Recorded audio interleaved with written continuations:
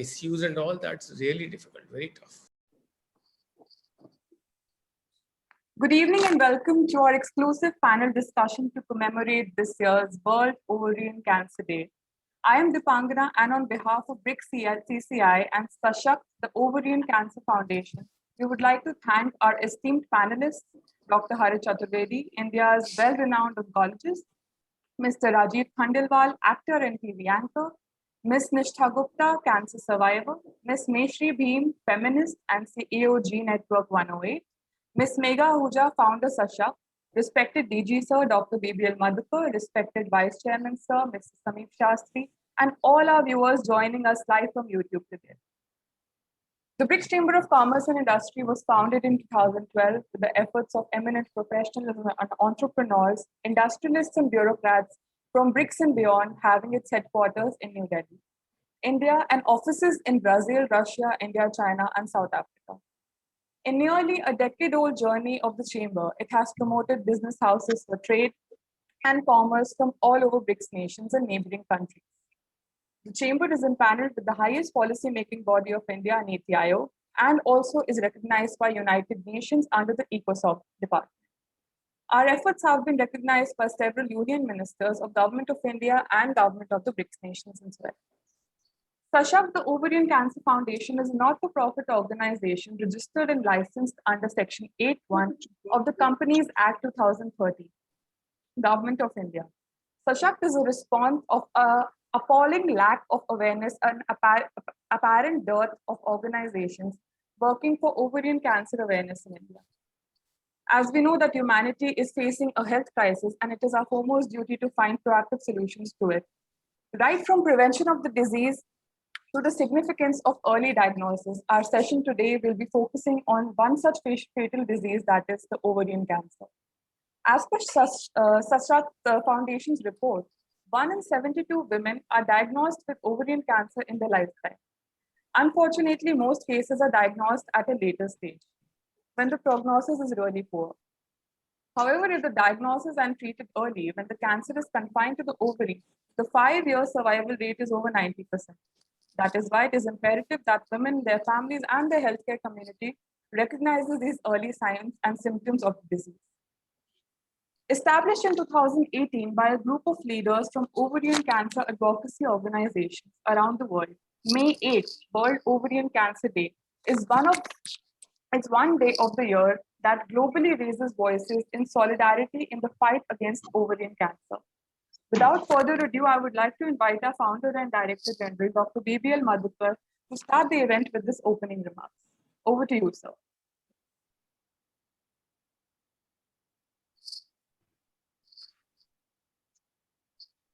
Sir, your video is on mute.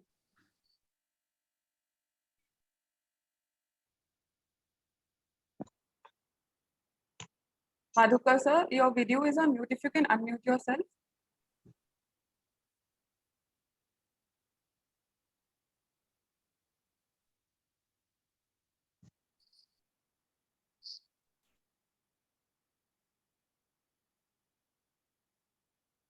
Unmute. Is it okay? Yes, Video? sir, we can hear you now. And the video is also possible. You can see me also? Can you see? No, sir, the video is off. How can it be? You can turn it on once. Is it okay now? Yes, sir. Yeah, now the video is on. Okay, friends, we are on this day, which is called World Ovarian Cancer Day. I was not aware that such a day exists, but nevertheless, it is to the credit of Megha that she called me because she got associated with me through LinkedIn. And then one day she called me that she wanted to organize something like this, if we could do it on behalf of BRICS Chamber of Commerce. I said, when realizing that, such a important thing has to be driven home. It has lots of women are losing life because of this. Is it okay now? Hello? Yes, sir, you're audible. Yeah. Okay, please. Okay, good. So I said that, when Megha explained to me the entire thing and said that, lots of women are losing life because of not knowing about the disease, and moreover, the early steps which are required in order to contain it, then she told me that whether I could do it on behalf of my Chamber of Commerce, my British Chamber of Commerce industry. I said, yes, certainly we can do it, because British Chamber, of course, is not just committed only to enabling people to make wealth, but health. Without health, wealth has no meaning. Therefore, health is also a matter of concern for everybody who is into the business and trade in the world, wherever they may be. So therefore, I immediately called up, Ms. Ankita from our Chamber of Commerce. She is joint director. I asked her whether we could do it, and she said very gladly, and then she organized the whole thing today. I'm so happy that all of you are deeply associated with this. And SASAK is an organization created by Megha and being patronized by lots of people, who believe in patronizing and supporting this cause. And we have in our midst very eminent people who are there. Nishtha Gupta is another great person, a very smart, dynamic young lady who is also a cancer survivor, incidentally, and a great chess player as well. But she is also with us in this mission, and motivated by such thoughts, we are meeting today, and I'm sure that lots of people are listening to us, because our media reach is very deep and wide. As I told you, as Megha, as Deepangana told you, British Chamber of Commerce, has reached far and wide. We cover almost 50% of the world population. So that's our reach.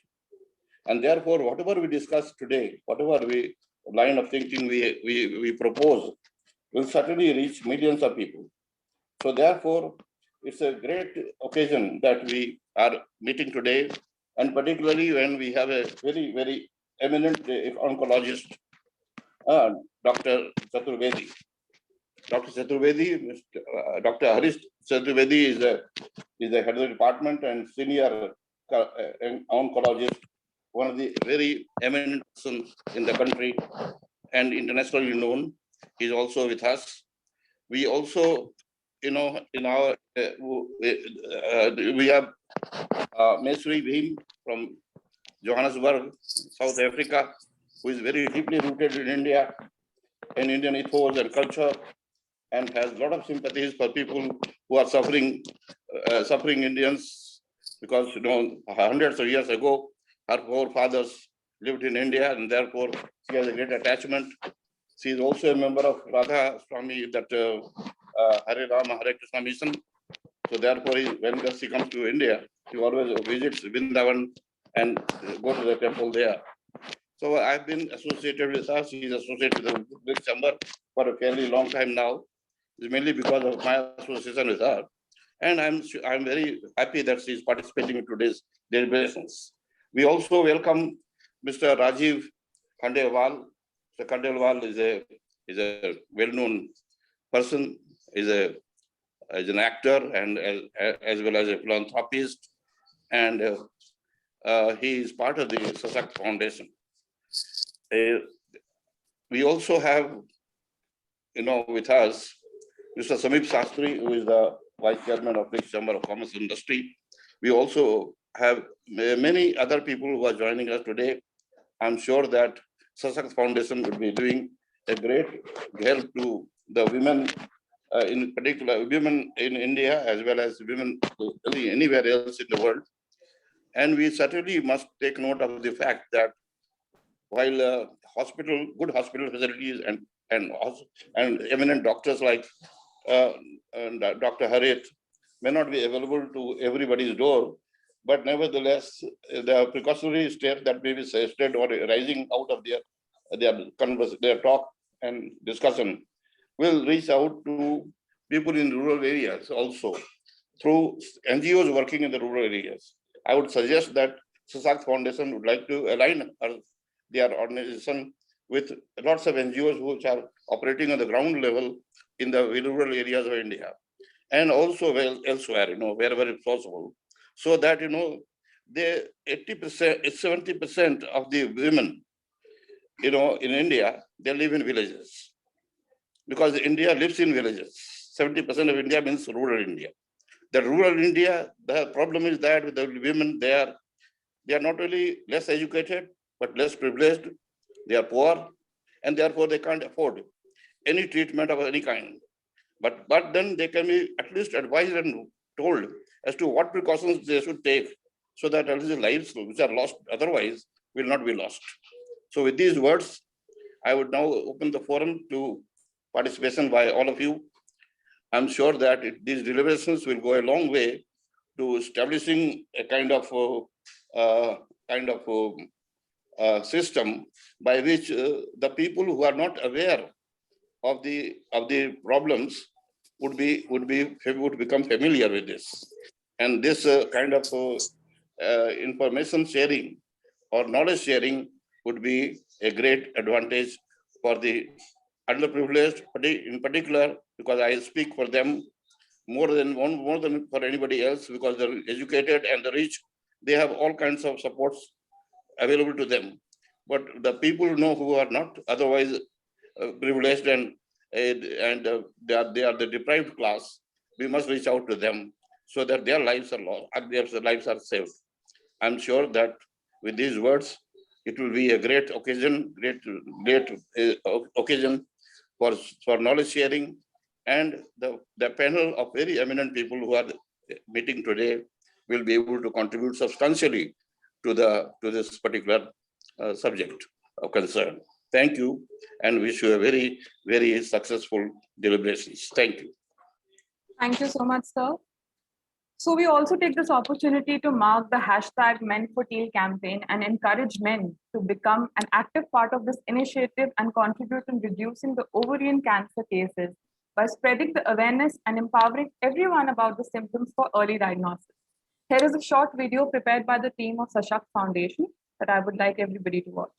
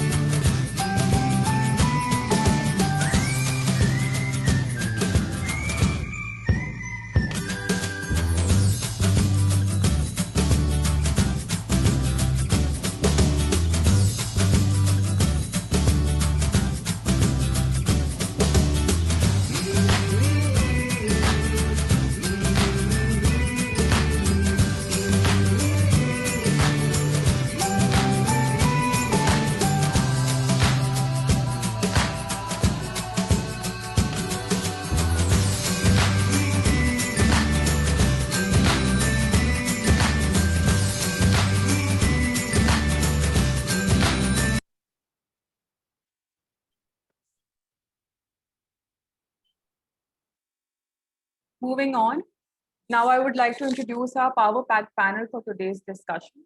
So we have with us Dr. Harit K. Chaturvedi, the chairperson of Max Institute of Cancer Care, with continuous focus on specialization, clinical quality, research, and academics. He has steered his team of over 100 oncologists into the Disease Management Group DMG model to help position Max Institute of Cancer Care, MICC, as one of the most respected brands in the oncology space.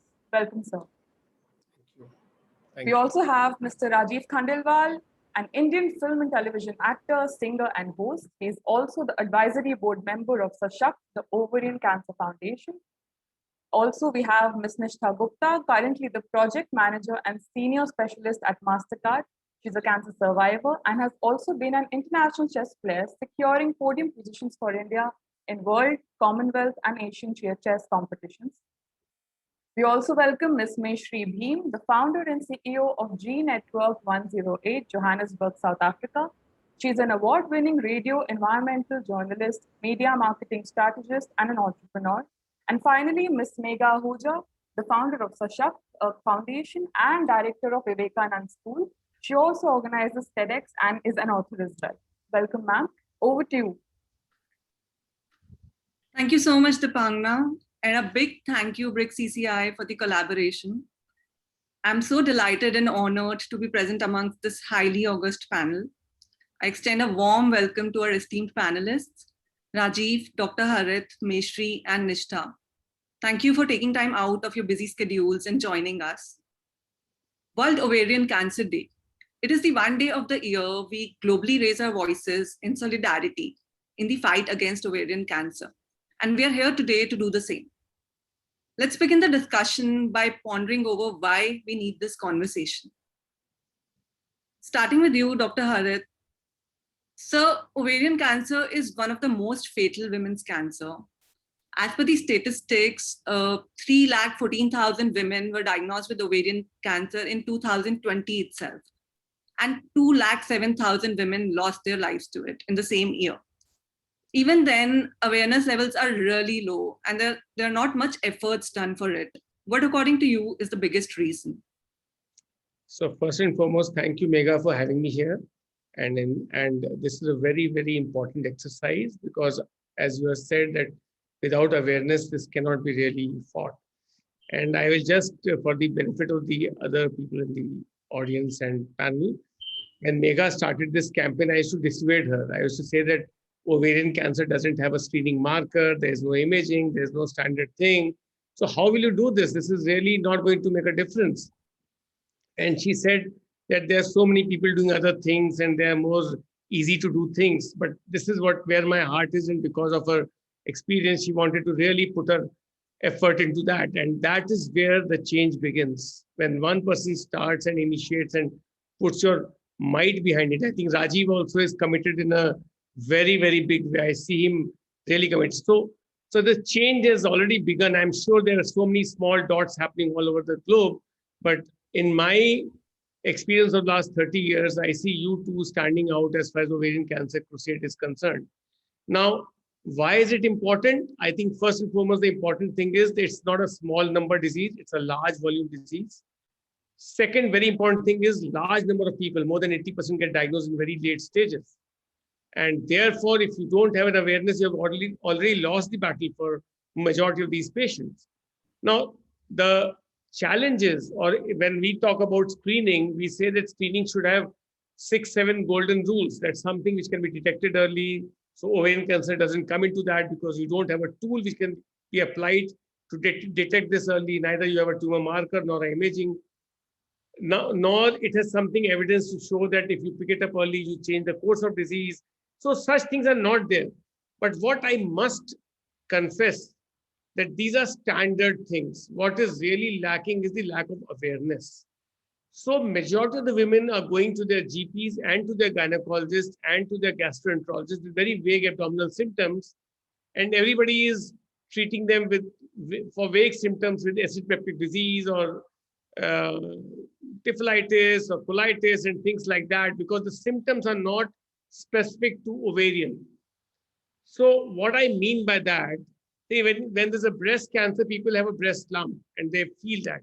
70-80% women can feel a lump. Oral cancer, you see an ulcer and you can feel it. In a colon cancer, you have a bowel symptom which can manifest, or you have a blood in the stool. Ovary is an organ which lies in the pelvis. It gradually increases in size. It doesn't even show up in the lower half of the abdomen till about its 10 centimeter size. The vagueness, the location, and since it is not affecting any other organ in the abdomen and pelvis, the symptoms are very, very vague. The woman doesn't know and the doctors are confused. The test which is recommended is generally ultrasound upper abdomen or some vague thing, and it doesn't give us any direction. So if you ask me why is it important, the numbers are high, we are losing the battle, and simply awareness and a structure, and probably somebody like you will initiate a research campaign and support something which will bring us to a marker or some strategy which picks it up early, like a mammogram for breast cancer or PSA for prostate cancer and something like that. So all these things are possible, but I think the effort has already been initiated in a systematic way. Exactly, sir. There's a lot of delay from the doctor's end also. So whenever a woman reaches to like any GP or gynecologist with these symptoms, as you rightly mentioned, they're like months passes. The same thing happened with my mom also. Like for months, she's been like treated and being tested for other things before they came to a conclusion that it is ovarian cancer. So typically it takes about 6 months for them to reach a specialist. And by the time data support that that takes that much time. So you lost 6 months before you start the treatment. Rightly said, sir. Coming to you, Rajiv, you have a personal connection with ovarian cancer and Sashakt. Why do you think we need to talk about it? Well, hi everyone, and thank you so much for having me on this panel. And I'm very happy that BRICS is associated with this cause and with Sashakt, which is completely your brainchild, Megha. Of course, I am a part of it. And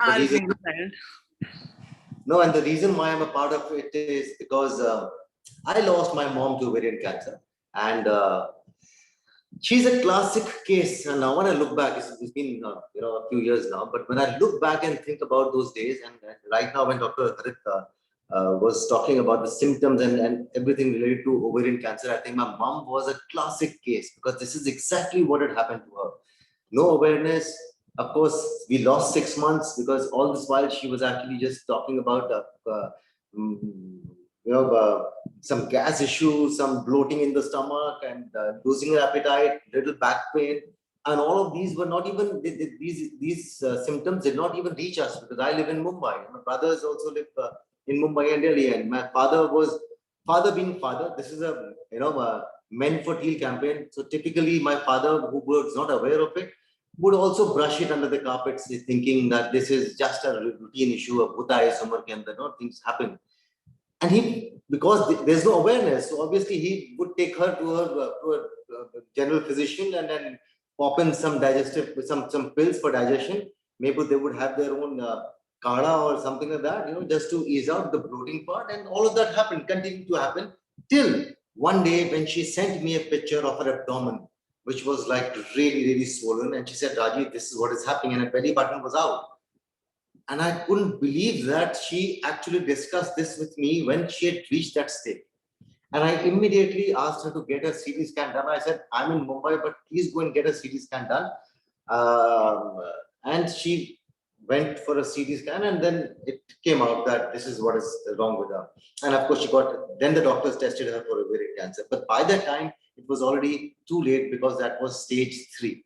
We tried everything possible under the sun to get it sorted. Losing anyone who's close to you can be very, very traumatic. And we tried everything, every might, I would say, every might that we could use. We tried that, be it naturopathy, be it homeopathy, be it, of course, allopathy. All of that we tried, but we couldn't save her. And it really hurts you, it hits you because of the lack of awareness. I just hope that, and most of the times what happens is, it happens in women who are beyond 45 or 50, generally, in general. Now they end up living with their spouses, men, because children go out, daughters get married. So it is very, very important for the men to be aware of these symptoms. And even at the first hint of it, they should actually step out and consult the right doctor, consult an oncologist, consult the right kind of doctor. So hence I'm a part of it, because I've been a victim of this whole thing. Even though the victim was mom, but I feel that I was a victim of lack of awareness, is why I'm a part of Sashakt, and why I'm a part of this panel discussion and this campaign and for ovarian cancer, is because I don't want somebody else. I mean, if I could educate somebody, I would not want anyone losing someone just because of lack of awareness. As Dr. Chaturvedi just said, that if it is detected early, the chances of doing something are way higher than when it eventually surfaces on its own. So hence I'm a part of it, and I really hope that people hear this discussion. And also what happens is, mostly we all think it is not going to happen to us. So I'm hoping that, with your effort, with the efforts of BRICS now, I'm just hoping that we spread the word as far as possible. Exactly. Like we can't change our stories, but if through this and through all the efforts that we do, if we can empower people and save lives, then why not? Absolutely. Coming to you, Nishtha, you're a survivor yourself. Did you hear about these symptoms, and did you hear about ovarian cancer before you actually got diagnosed with it? No. So first of all, thanks for inviting me here. Thanks to Sashakt and BRICS, CCI. So I would totally agree with Dr. Harit, Rajiv, and you that I had no idea. Means my first symptoms started appearing approximately 4 months before I was actually diagnosed, and it was just ignored. I was told all kinds of things that could be under the sky. I was told, there are good enzymes, bad enzymes. I was told maybe this is weather change. I was told everything except that it could be ovarian cancer. And even when we ultimately went for ultrasound, first of all, they missed in my first ultrasound. When there was a big tumor that was seen in the second ultrasound, I was told it's a cyst, come any day and get it removed.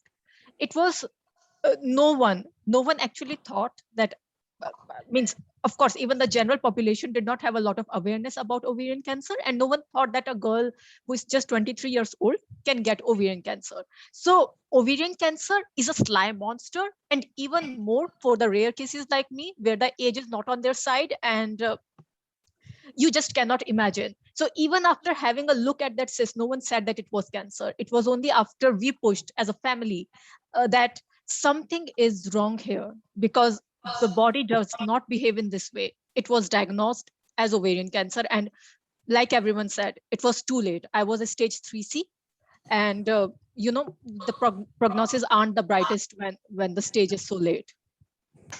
This had been my experience. Very right. Like all of us being educated and being from a background where we get to hear a lot of things about related to health and other issues, still we were not aware when it happened to us. So it proves the point that it can happen to anyone, anytime. There is like you will, when you least expect it, it can happen to you. So everyone needs to be aware.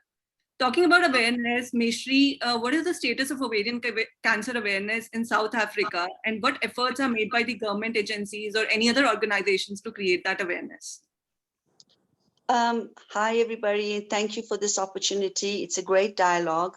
In South Africa, we have the Cancer Association, and we have various different other organizations as well, which are very proactive in spreading the message and getting the general public involved in a dialogue as well, and also educating. There are lots of programs and campaigns like the Pink Drive, where we create awareness with publics being involved to, like you said, share knowledge and let people know. There's a huge participation between the NGOs and governmental, as well as the corporate sectors, that are coming together to raise the kind of awareness that we need around this issue. So I would say that in creating social awareness, South Africa is really, really doing very well in that. We have opened up a dialogue which was very closed before, and we have come to the forefront to bring this issue to the forefront, especially with women.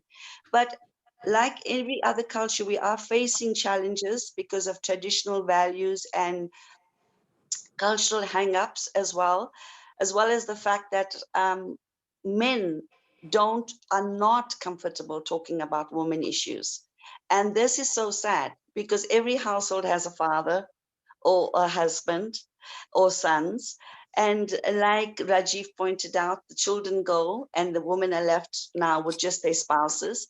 But I find that men are very uncomfortable. So yes, in South Africa, we're doing a lot because we also want to change that status quo. We want men to be involved. We want men to be a part of this initiative and to also be a part of this, to make change and bring change. So in South Africa, I would say we have great partnerships that are happening between government, corporate, private, NGOs, NPOs, and the public sector. I'm so glad that efforts are being done there. And I hope that in India also, we see much more efforts happening. Now, talking about the facts, Dr. Harith, I would like to ask you that what are the facts about ovarian cancer that every woman needs to know that can lead to an increase in the number of early diagnoses? Also, how can a woman reduce her risk? Okay, thank you. So before that, I want to make a couple of points. I will reinforce what Rajiv had said, that 6 months of delays. I want to make a point that for every cancer, a stage migration typically takes anything like a couple of months, 2 or 3 months. So whether it's a breast lump, whether it's an oral ulcer, whether it's an ovary, anything which has a symptomatology of over 2 months, there is a switch from stage 1 to 2 and another 2 months, 2 to 3, and like that it advances. This is a very general statement, but the point I'm trying to make that any symptom, howsoever vague, if not explained within 2 to 3 weeks, consult your doctor and specifically ask about ruling about cancer. Okay, that is one point. And second thing about age, I want to say what Nishtha was mentioning, that no age is a bar, whether it's a breast lump, whether an oral cancer. 2 days back, I've seen a 17-year-old with a food pipe cancer. It's very, very rare. But the point is that anything unexplained beyond 2 to 3 weeks must be investigated thoroughly. So that is another thing which I feel is very important and one should keep in mind. Now, coming to specifically to your question, that your question was about symptoms. Yes, facts about ovarian cancer that everyone needs to know. So ovarian cancer is I would say, second most common cancer in the developed world after breast cancer. In the developing country like India, still cervical cancer is ahead of ovarian cancer, but in developed world, and unfortunately here it is catching up. So on one side, the cervical cancer is going down, which is a good thing, but ovarian cancer and endometrial cancer is on the rise. So one needs to know that it's a very, very common cancer and you should be well informed. Second thing, that the symptoms are pretty vague. So it presents more with upper abdominal symptoms. The initiation of these symptoms happens, right? Heaviness after meals. So typically one would go and get an ultrasound upper abdomen done. Sometimes they will report a gallbladder sludge, bile sludge, or a gallstone or something, and that gets all the focus and the pelvis is not even looked at. So the second important thing is the symptoms are very vague, often linked with the upper abdomen, vague symptoms, and nothing to do with the lower abdomen. It doesn't have any bleeding or intermenstrual bleeding or things like that, which you see in cervical and endometrial cancer. So that thing. Third thing is the weight loss and appetite and all these associations are not linked with ovarian cancer and with a lot of other cancers. So I always emphasize this, that these are symptoms of advanced cancer. These are not symptoms of cancer or early cancer. So one should not wait for all these things. Third thing is about 5% of this runs in families. So it is important to be aware of this, that if there is any history, then you should get screened. More so with screening for women who have breast cancer, that also needs to be looked at. Ovarian should be looked at that in those cases. So in general way, symptomatology, presentation, and high volume, this has to be clearly understood. Yeah. Right, sir. Listening to our body is very important, as you rightly mentioned. Like if we listen to the symptoms that our body is giving us, it can kind of lead probably to... one more important point, that the tumor marker CA-125, which is given so much importance, is not very sensitive. It's only 65-70% sensitivity and specificity. So you don't rely on this marker. If marker is normal, then I'm safe or fine, is not the way. Any ovarian cyst with solid component should be looked upon with suspicion. No biopsy is done. The patient should be evaluated in a place where frozen section facility is available, so that when the surgery happens, the ovary is taken to the lab in an intact way and removed and checked there. So it is not that like a breast lump and oral cancer, we do a biopsy. Here, no biopsy is done, no endoscopy is done, no puncture is done. So it has to be assessed in a comprehensive setup and not in a small setup. Yeah. Thank you, sir. Coming to you, Nishtha, talking about your cancer journey, like as sir mentioned, like the symptoms are quite unspecific. Can you elaborate on what all you faced and how it finally led to the diagnosis? So almost 4 months before, I just had sudden pain in my stomach. And it lasted for 10 days. And a doctor gave me some medicine saying it's a little burn. And, it just happens sometimes without any good reason. And it got resolved within 10 days. And then it didn't happen until 4 months later. So after 4 months, there was no symptom other than bloating. There was just very, very slight bloating that no one other than me could even sense. And because I was a lot into fitness, I would keep very good care of my body. I realized that this is something which is not common. And I consulted dietitians, I consulted fitness experts, I consulted gastroenterologists, I consulted multiple doctors. And it was, I think, my second gynecologist who said that whatever this cyst is, it doesn't look normal and we need to investigate it more. So you see, I had to push so much for something as simple as bloating. And it scares me that there are some people who don't see their bodies every day, who are just not, who are busy with other things. And it might not be possible for them to keep noticing every minute change in their body and how the slime monster could just stay inside their body and keep growing. So by the time it was diagnosed within me, it was already, pretty late. So it's, in my experience, you need to really closely understand what's a common pattern for my body, like Dr. Harit said, and this pattern is not common for my body, and the explanations that are being provided, whether they make sense or whether they not make sense. I'm so glad that at least you were proactive and you pushed your doctors to go for like different tests and everything. Most of the time, women keep brushing it under the carpet and like don't visit a doctor until it's like too late.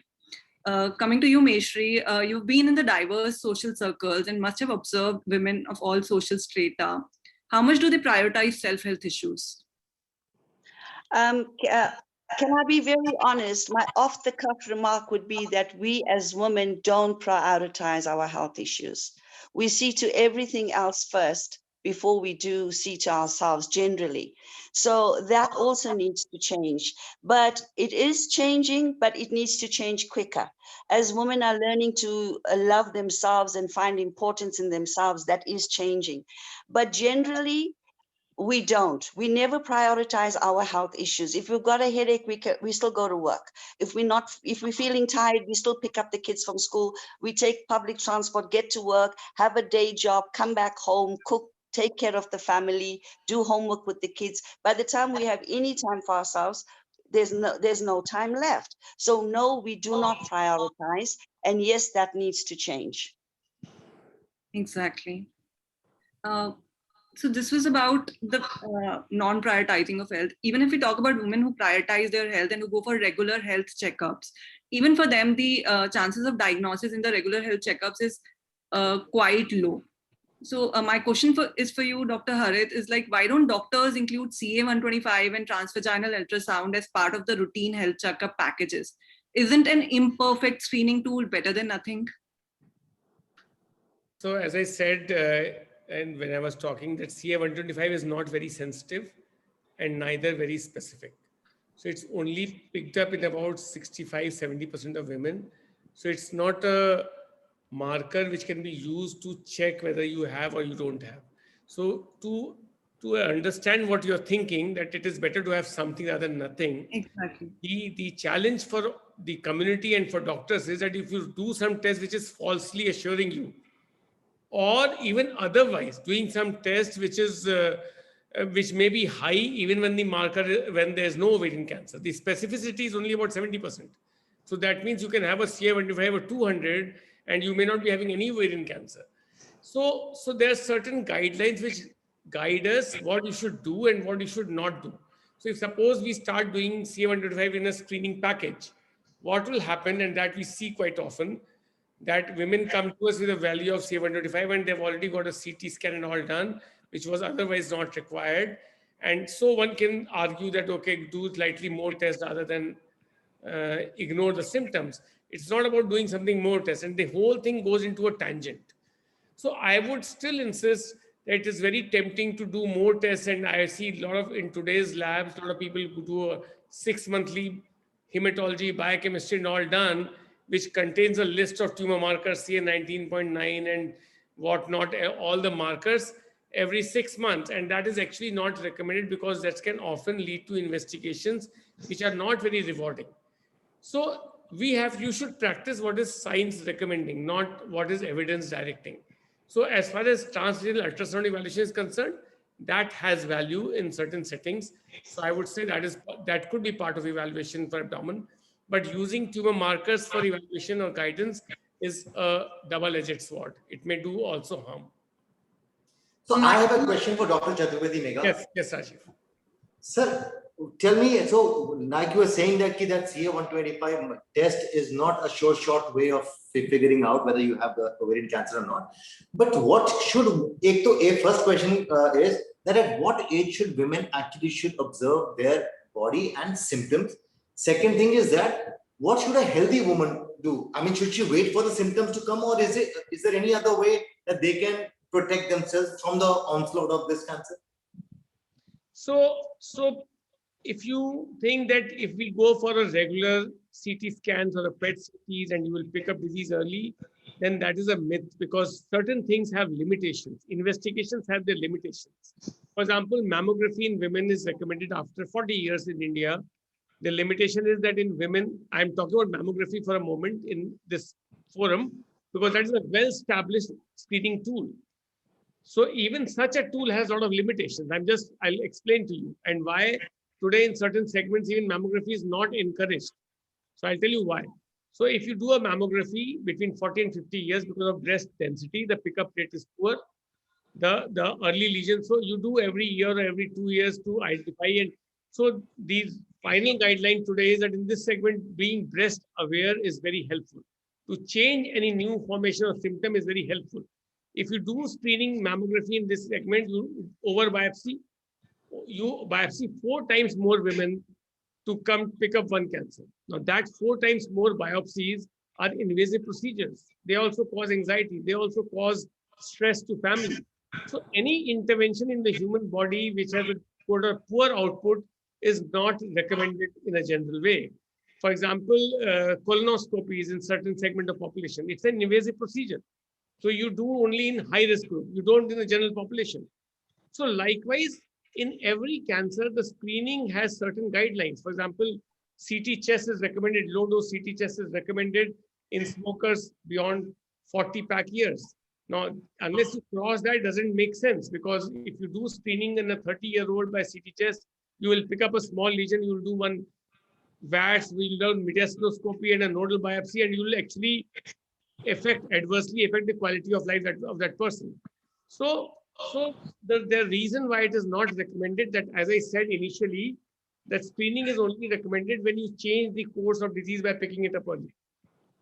If there's a delay, if the delay in diagnosis is leading to poor outcome, one should have evidence that if you pick it up early, you will change the outcome, and the picking up early will not have many false positives. You will not pick up too many women supposedly having a positive this thing, and finally they don't have cancer. So I have a question for Dr. Harit. Yes, Mr. So Dr. Harit, talking about ovarian cancer in specific and not talking about CT or PET CT scans, which, have their own side effects. I'm talking just about the blood marker, CA-125. So even if it does not diagnose ovarian cancer, it might give us some indication, give women some indication around PCOS or endometriosis. So why is it not better to overreact rather than underreact? So if my blood marker is coming out to be something which is not normal, I might just find out, because PCOS, endometriosis, they are very common in India with women. So I might find at least something rather than, absolutely nothing. Got it. So Nishtha, for a moment, let us say that we have done a CA-125 for 100 women. Okay, 100 healthy women. Okay, with no symptoms, nothing. Now, of these, let us say 100 have raised value. Let us forget about doing 100. 100 women have got CA-125 raised beyond 35. It is something between 35 and 400, just for the sake of discussion. Now, the probability of having something significant is only in about 35-40% of these women related to ovarian. But that means 35-40 early diagnosis. Let me come. In the remaining 70% or you'll be doing some invasive procedure or some evaluation to make sure it is not there. And Yeah, as you so said, when we say, let me completely start. So, for example, endometriosis. Now, endometriosis is a very common problem. Okay. Once you have a raised CA125, while it is absolutely justified to put in a camera, evaluate that area, take a biopsy, make sure that it's just endometriosis, but the number of invasive procedures will go up significantly. So the recommendation will not happen till you have a data to support that the interventions are not outweighing the benefits. See, So I believe every life counts. If we can get 35 to 40 early diagnosis out of 100, there's it's a no big evidence to number. support that. There's no evidence. In fact, there are studies to connect CA125 and TBS both. That you use both these things as tool for evaluation, for screening. Even that has not proved to be of benefit. So unless it's a mass-based screening data to support, a recommendation will not come. Okay, sir. I know your perspective and I understand your position, but it should benefit if you have to do some tests. At least large number of people. so you are suggesting that combined with TVS, and if a study is done on large scale, and if it is approved, then this is something that could be included. Correct. If it makes data-wise, it supports that. Then Okay. Okay. Coming to you, Rajiv, ovarian cancer is more common in women post the age of 55. And women in that age group usually ignore their health and keep home treating the symptoms until it gets too late, like we were discussing. So I think youth is one tool we can use. Can you elaborate on how can we use youth as a tool to empower them?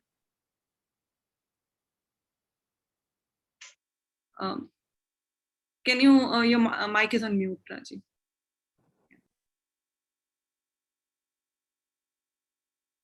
It's still on mute, we can't hear you. Yeah, you can hear me now.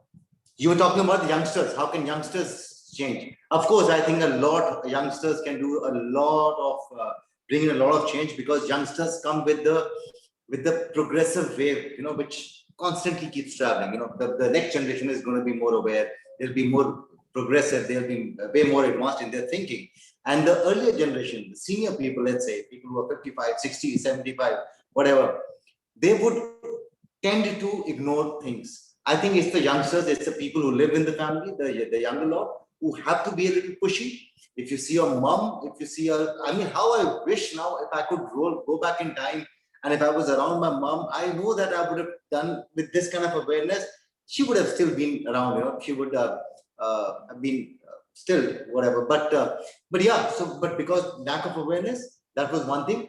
And as I think Meshri said that men really do not, now I'm coming specifically to men, the boys in the house or the men in the house, they don't like discussing women issues. I mean, be it the menstruation hole, anything to do with women, I think men think it's women will deal. The mummy ke paas rahe ho, go to your mother-in-law, go to your mom, but fathers will not speak about it. And I'm talking about people from that generation. So I think it's very, very important that the youngsters talk about it. They should identify the symptoms, because I would still say out of 10, 8 mothers would still ignore the symptoms, or they would not bring it on the table. So you've got to observe those symptoms, and then you've got to be pushy. And I totally agree with Dr. Harish Chaturvedi also that, of course, don't get paranoid about getting tests done every 6 months, going and getting your stuff tested just because you want to keep it at bay. As he's saying, that, which makes sense to me also, that so many invasive surgeries would happen or things would happen to detect, to finally figure it out. So one should not go crazy also, I would say, but keep a watch on all the symptoms that are happening. And youngsters have a huge role to play, again, I'm saying, because they would be the ones who would lose the maximum if something happens to the mom or to your sister or to anyone. So avoid this a situation like that. The moment you see symptoms, please push your mothers or your sisters or any woman in the house. Megha, I think I should have made a point, one second, that 3 of you here, Nishtha and both Rajiv and you, made it that 6 months you had symptoms, 4 to 6 months before you had. Yeah. So I think our approach should be more what evidence is suggesting, that being aware of your body, and if you have something, don't drop it. Keep working on it till you have an answer to it. rather than going for unnecessary investigations, because actually those things are also doing not too good. Doing over investigating is not something not helpful.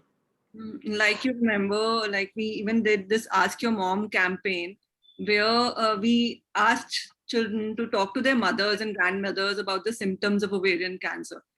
And it was really, really successful. Like there were so many stories coming back from them that their mothers were actually facing those symptoms, but never talked about it in the house. But when they went, and then they went to the doctor and discussed it. So this is how we can actually make a difference. Coming to your Meshri, I believe that social activism also in social activism also we need creativity. How do you think we can reach the masses? Before I answer that question, one of the people on the panel that's listening to the conversation has posed a question in that he wants to ask Dr. Harit Chaturvedi, even though in India you have, if you do the tests, are drugs available and tests available in India? Yes. Yes, very much. So India is a country of 200 years spectrum. We have got So you have yeah. the diagnosis and testing kits and medication is available. Definitely. In good yeah. With few centers in metros, big metros compete with the best in the world. So there are full range of things. Back to your question on how we can get involved with using social media and social intervention, and also to tie in with Rajiv and the youth generation. I think social media has opened up the whole world where we really are a global village. So I think we should impact on that. The other thing I would like to suggest is we get people, Rajiv, you on the panel, you're doing amazing work, but maybe an idea I would like to put forward is we get more arts involved. Can we get more poetry, more stories? What about more movies? What about some songs to create awareness in a positive way about these issues? And also, if I may suggest, another way we can use social media is to not make this so clinical. Let's bring it home. Let's bring it home to the fact that an ovary, a uterus, is the birth of mankind. It is the birth of every one of us here. And that is what we need to, I think, let's bring it and make it personal. When we start talking about tests and things like that, I'm not saying it's not important. I'm saying on social media, when we bring it home, like your Ask Your Mom campaign, we make it personal and then we get people involved. And in this way, we can create such a diverse, open dialogue because of the fact that social media has allowed us this integration and we can exchange ideas. For example, Dr. Chaturvedi, in South Africa, there is a vaccine that young girls can usually take against getting ovarian cancer. There's 3 different vaccines. One vaccine, they take it in 3 different times. You know, I don't know. Meshri, there's no vaccine for ovarian cancer. Vaccine. No, not for cancer. It's for helping towards, you know, the factors that contribute. We have a vaccine here in South Africa. There's no such cervical cancer. That's for cervical cancer. There's no such vaccine. Yeah. And cervical in South Africa is not an isolated area. The whole world is aware of the knowledge base available globally. So there's no such vaccine. There's no such thing happening. And so this HPV vaccine, you don't, there's no such thing? No such thing. No such thing. Okay, so I think education is very important because I just watched this morning, I read also an article by Mike Wallace that was published in the, I'll quote it for you, from the World Oncology, the Global Oncology Report, where he states that because of the fact that education is not shared, and I quote, he says, all results and tests have proven that education is key between the patients as well as the non-patients and including the health sector. So I would say, let's use social media to exchange knowledge. Let's bring it home and make it personal. And in that way, by getting the youth involved and being so proactive, using social media, Twitter, Facebook, Instagram, we can create change because we can start talking. And then we won't have men that are ashamed to talk about issues that deal with women. I absolutely agree. Making it personal is what will make it reach to the hearts and will make a difference. Now, coming to you, Nishtha, there must be some lifestyle changes that you have to do post cancer. How is your life now different from your pre-cancer life? I think my life has totally turned around, because if I have to classify the change in lifestyle, it comes at several levels. First of all, it comes at the level of your own self, what you're feeling physically, what you're feeling emotionally and mentally. Then it comes with the changes in family, means how you were taking care of your family earlier versus how they are taking care of you now. And then comes the entire societal construct, which is a very, very heavy thing for people with cancer. So let me first go from the outer, and then let me come to the inner thing. As a society, women are discarded. Means whenever someone gets diagnosed with cancer, there is always a lot of taboo around it. Men, women both suffer because of the taboos. But somewhere, women who have been traditionally expected to be the child bearer, they are discarded. After I got diagnosed with cancer, I came across so many women, including me, whose marriages were broken, who were thrashed, who were about to get married, or they weren't, and they couldn't get married, or they were married and their marriages was broken, their in-laws threw them out because they can no longer be mothers. So the societal construct, which first of all, which discards us, which treats us differently, like we are not equal. Then there is the societal construct, which forces us to find a reason, where there's a lot of victim blaming, that, hey, what was the reason? How did you get cancer? So of course, these are a number of elements through which a survivor has to go through, and very patiently, calmly understand that what are the kind of things they're supposed to give value to, what are the kind of things they're supposed to stand against, and what are the kind of things they need to contribute back to the society. That's one thing.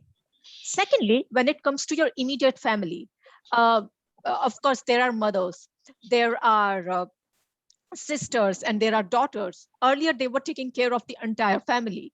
And now the situation has turned. It makes them very uncertain about the times that are going to come.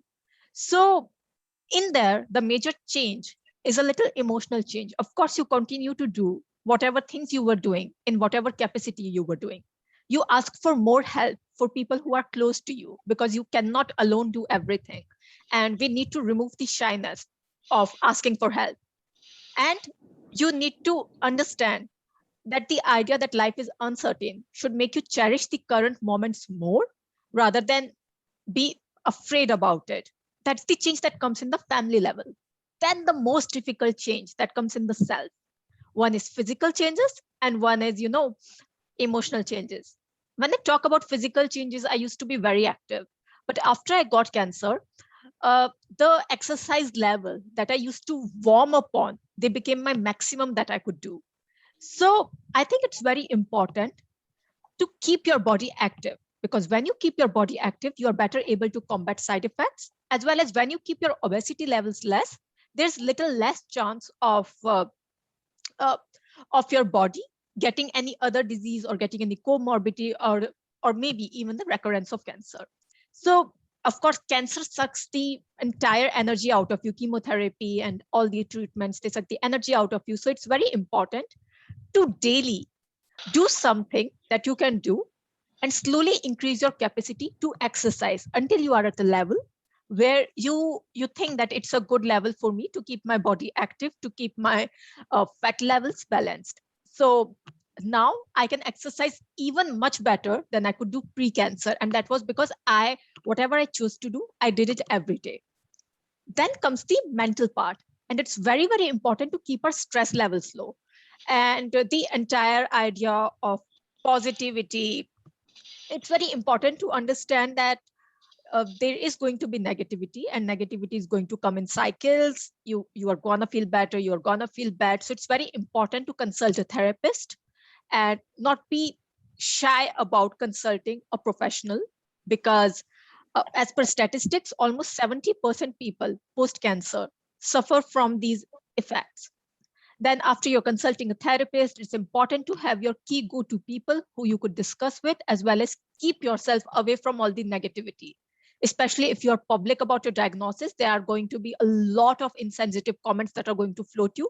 So meditating, including meditation in your lifestyle, including breathing exercises in your lifestyle, including talking to people, ensuring that you are giving time to your family. If you are giving time to your work, then ensuring that your work is limited, ensuring that you are in a positive environment where people are supportive rather than critical of you. I think that's very important to ensure that you physically, mentally, socially, and in a family-wise manner, you are doing all good. So you increase your chances of a healthy life, and whatever life you have here, you make the most out of it. Hey, Nishtha, what happens is like whenever anybody is diagnosed with any kind of cancer, there's a lot of stigma that they have to face.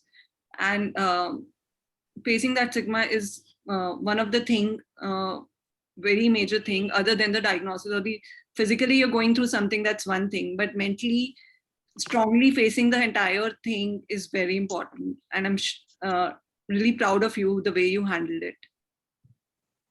Coming to you, Rajiv, a cancer diagnosis not just affects the patient, but also the entire family. What can family members do to make the cancer journey easier for the patient?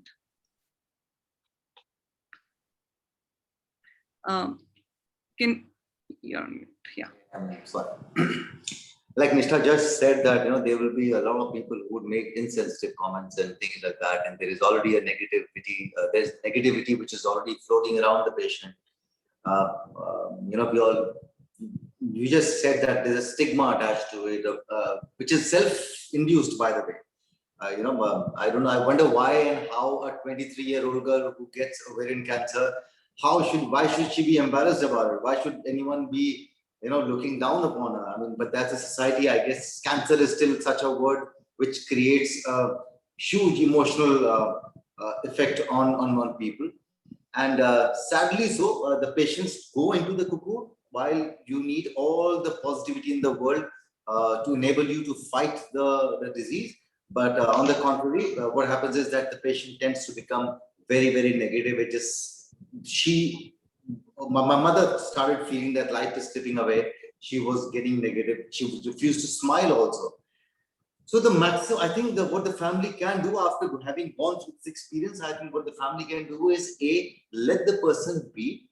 Do not try and keep talking about, that be positive, which is what I did in the initial first 6 months, myself. Trying to give her all the knowledge of positivity and things like that, and forgetting that she's my mother, she would know much more than what I would know. So I think you need to let the person be for a bit and just support. Support is such a huge thing, and then as the person makes peace with it, start. Of course, inspiring in a very subtle manner. I remember my mother coming out of the cocoon slowly and steadily. Well, she accepted that she is suffering from cancer. She accepted that she is stage 3 cancer. I made her speak up. I made her tell the world. She was running away from all her relatives. I made my mother, one day I remember, pick up the phone and call all her relatives and friends and told her to tell them that she's suffering from stage 3 ovarian cancer. The more you speak about it, the more it is going to get out of the system. I mean, it's a very thing that you actually can see, visually, that you're keeping the fact that you're suffering also inside. So it needs to come out. And then, of course, the family needs to be very, very, very patient and gentle with the patient. Of course, you have to have the attitude of not giving up. I mean, the family also, like for me, I used to really, it didn't work eventually, by the way, but that's what I know, that what I know from experience is that the last couple of years of my mom was still at peace till she reached that stage where she had to be admitted in the hospital.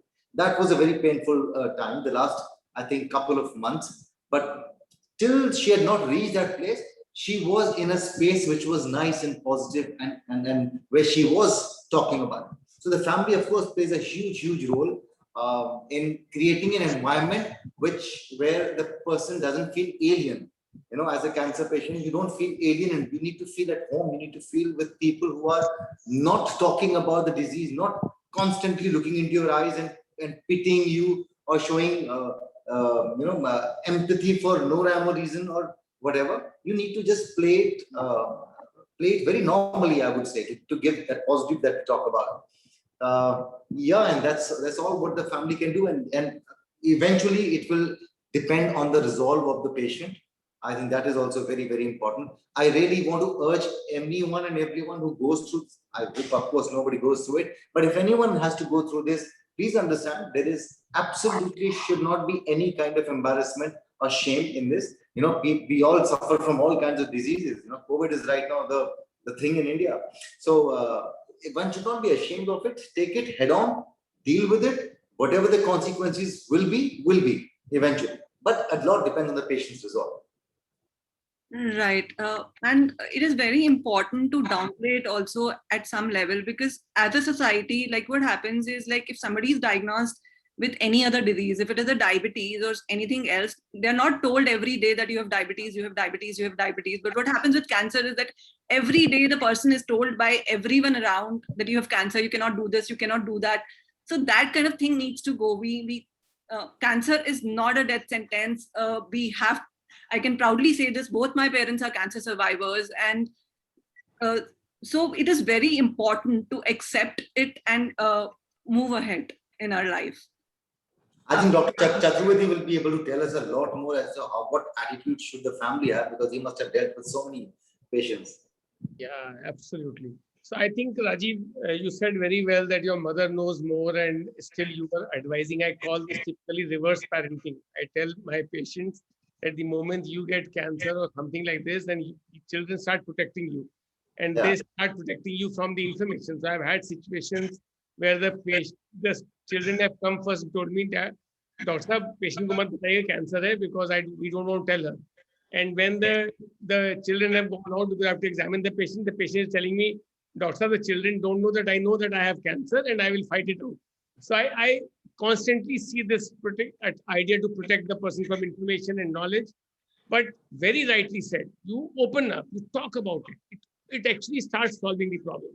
Till the family says that openly it is stage 3 cancer, it requires chemo and then surgery and then chemo, and then your survival chances are 40%, 50%, 60%. Till that conversation happens in the open, the expectations are varied and there's a lot of frustration in the house. So to get that frustration out, openness is very important. A free conversation with the patient and the whole immediate family is very, very critical. And I think both you and Nishta and have emphasized that it is important. There's no stigma, obviously no stigma. This morning I had a young lady, breast cancer, 25-year-old, married 2 months back, and she came with her husband. And she was actually, she came first and the husband came 5 minutes later because he was parking the car. And this girl was almost in tears. And the first thing when her husband came, I said, let's see, you are not responsible for this. I could have had it. He could have had it. Anybody could have.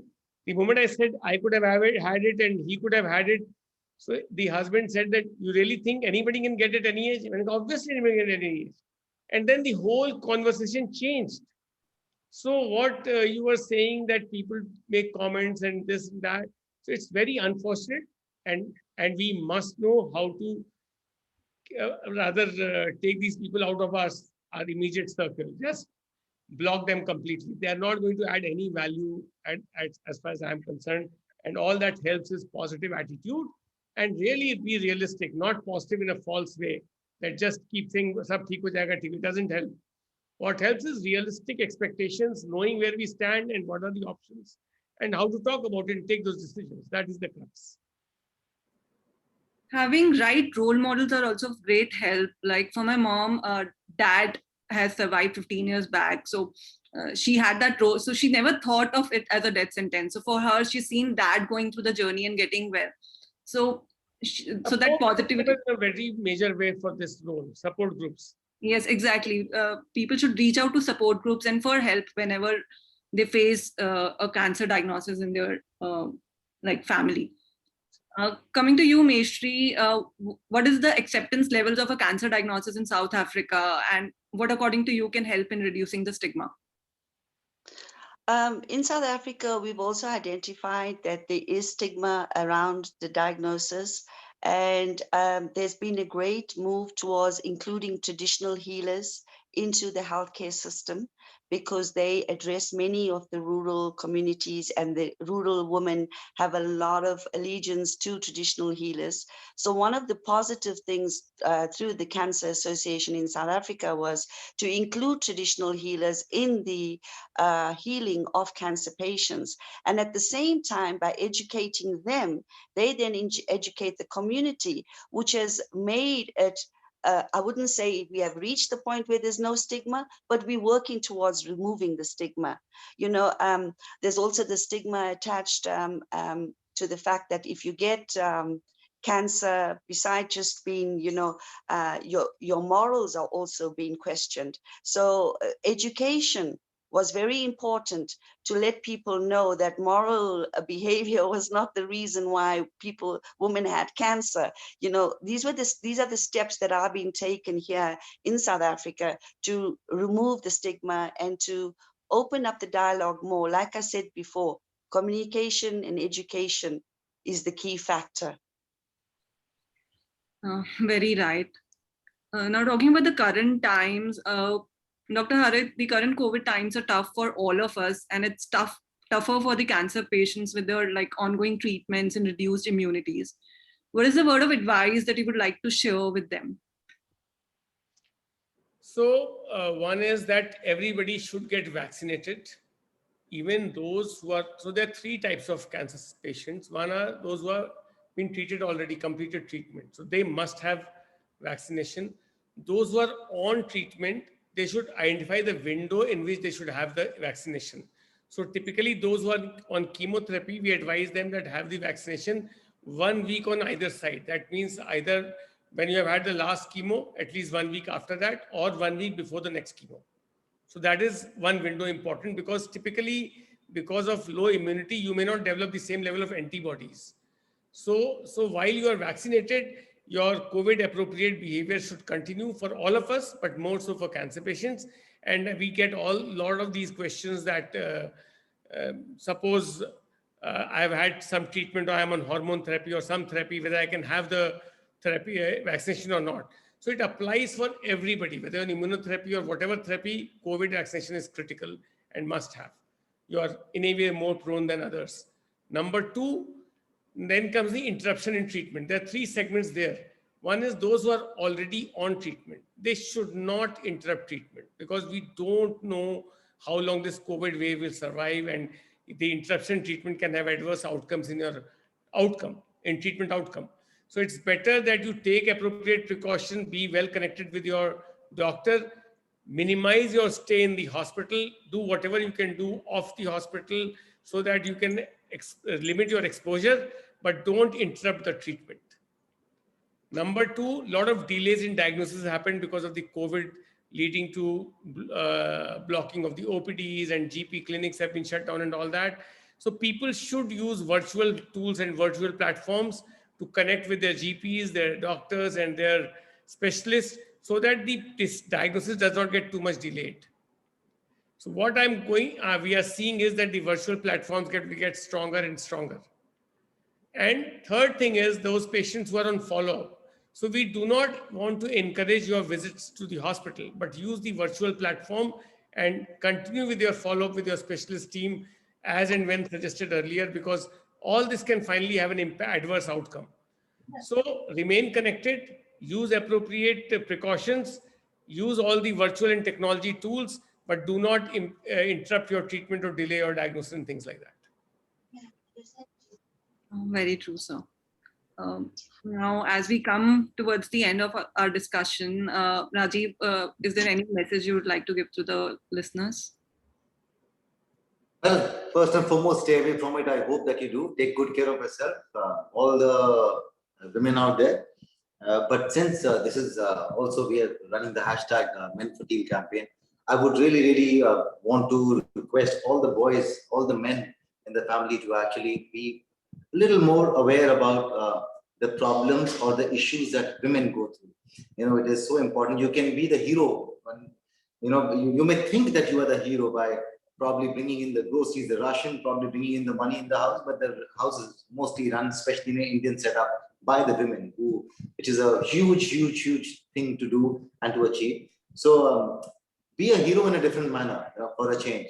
Be a hero by actually taking care of those little things that that are there in your woman's life, be it your mom or your wife or your sister, whoever. And do not shy away from discussing their issues. Trust me, women have no issues if you discuss their issues with them. Especially, I'm talking about issues like ovarian cancer and all, where you can actually observe the symptoms and take the necessary steps. So, guys, please be a little more aware. And if you love the women in your life, I'm sure that next time, if they have any such symptoms, you're going to be the first ones to take them to the concerned doctor. That's all what I would like to say today on the World Ovarian Cancer Day. And I really hope that all of you stay safe, and let's not go in the other direction of COVID, because I know that is playing on everyone's mind. But then let's not forget the importance of the World Ovarian Cancer Day, even in times like these. Thank you so much, Rajiv, Dr. Harit, Nishri, and Nishtha for such an insightful discussion and empowering all the people who are listening to it with everything they need to know about ovarian cancer. Ovarian cancer is a global concern, and much more needs to be done to tackle this disease on all fronts. I urge our audience to listen to their bodies and reach out for help if they experience the symptoms for more than 3 weeks. Because if we listen to our bodies, that when it whispers, we won't have to hear it scream. I also request you to empower as many women around you as you can. I'm sure together we can, and together we'll make a difference. So be aware and stay sashakt. Over to you, Dipangna. Thank you so much, ma'am, and thank you to all the speakers for taking out your precious time for today's webinar. Now I would like to call upon our Vice Chairman, Mr. Sameep Shastri, for the closing remarks.